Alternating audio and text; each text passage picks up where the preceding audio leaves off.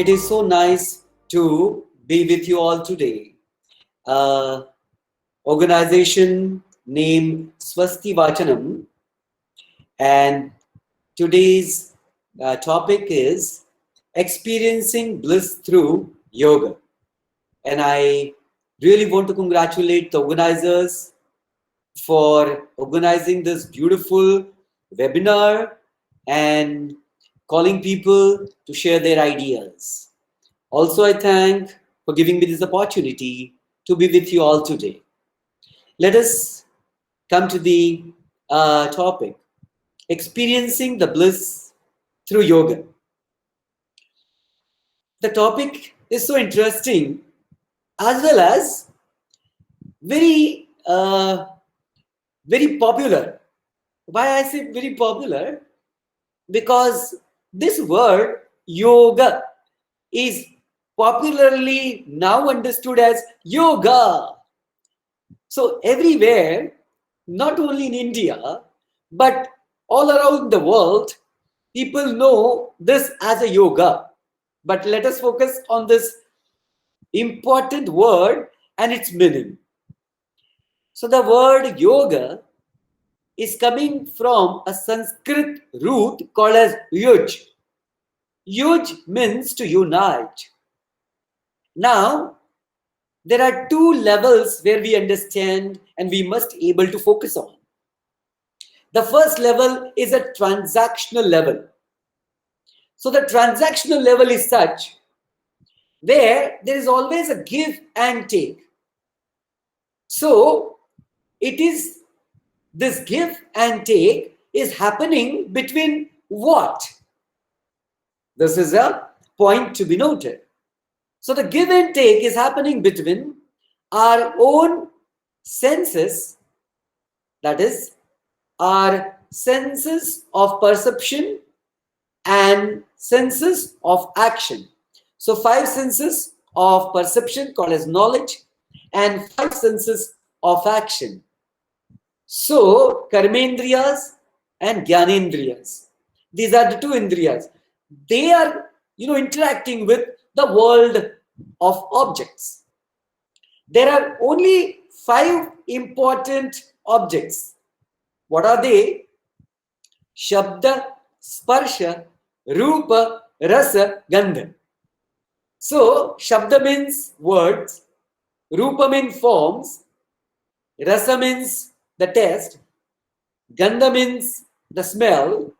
So, these are all 5 things which are there as an object in this world. So, the world of object and Indriyas are interacting with each other. So, this is the first level. Here one has to understand that if they are interacting with each other, there has to be an experience because of the interaction. So when there is an experience because of the interaction between the two, then comes very important point. What is that? That is experience, and we have to handle the experience. Here, the yoga will help. Now, from the standpoint of Patanjali Darshana, Maharshi Patanjali ji, he gave a beautiful sutra. The first yama and niyama.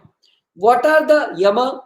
Ahimsa, Satya, Asteya, Aparigraha, Brahmacharya.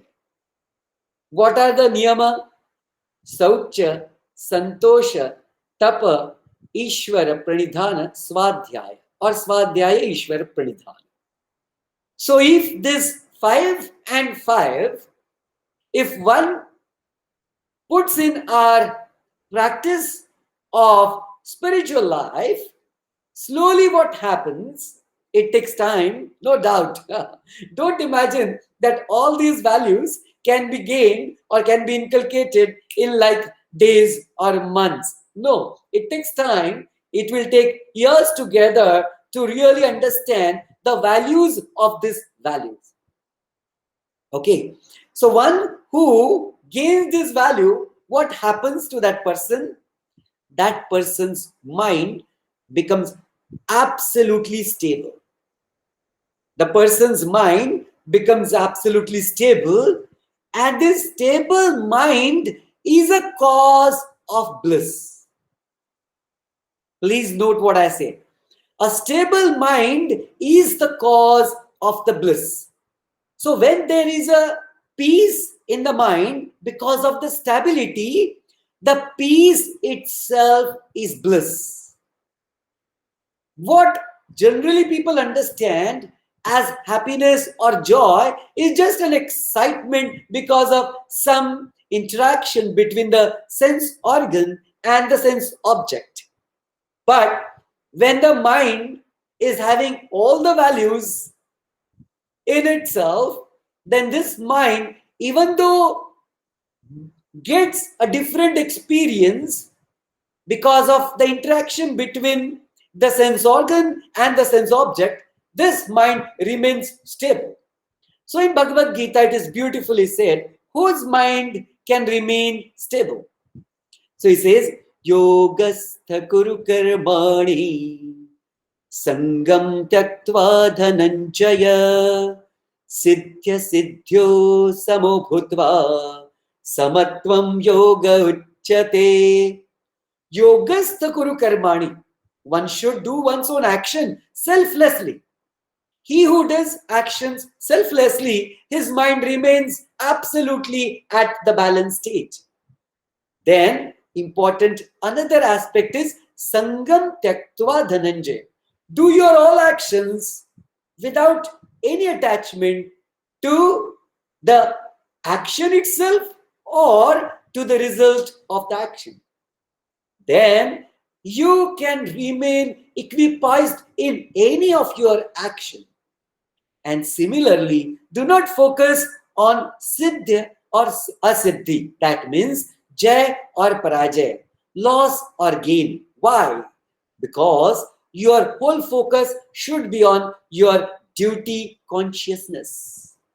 One who focuses on one's own duty consciousness, then we must know when we are doing a duty, there is no question of reward of duty. Duty itself is a reward of the action. Therefore, understand Ishvara Pranidhaya there is dedicating all our actions to that supreme being, to the reality or the God, and then you can remain absolutely detached from the action as well as from the result of action. That way, you can experience the bliss. In other way also, as Maharshi Patanjali says, that slowly, yama, niyama, asana, pranayama, pratyahara, dhyana. So, dharana and dhyana, they are two very closely connected.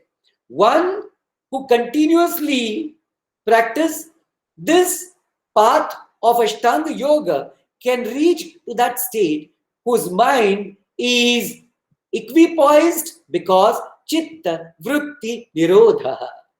He could control his all negative thoughts of the mind, and therefore he has focused his mind to the highest goal of human being or human existence. And what is that? Union of this Jiva Atma with Paramatma.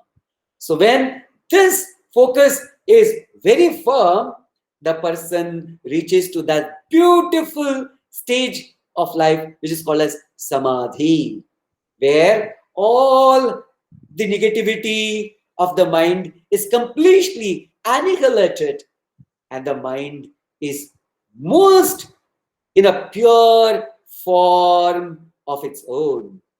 The purest mind reflects the pure consciousness, and pure consciousness is bliss itself. That's how through this yoga one can experience the bliss in one's own life.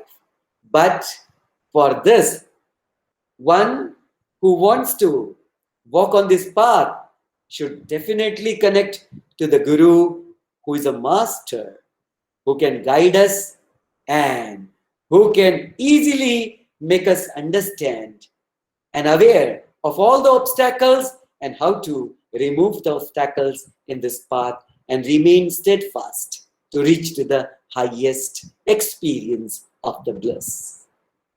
So I request I rather invoke the blessings and the grace of Almighty Lord as well as Pujya Gurudev to have a grace on each and every one, as well as their blessings to get this experience of bliss. Hari Om Tat Sat. Jai Shri Gurudev.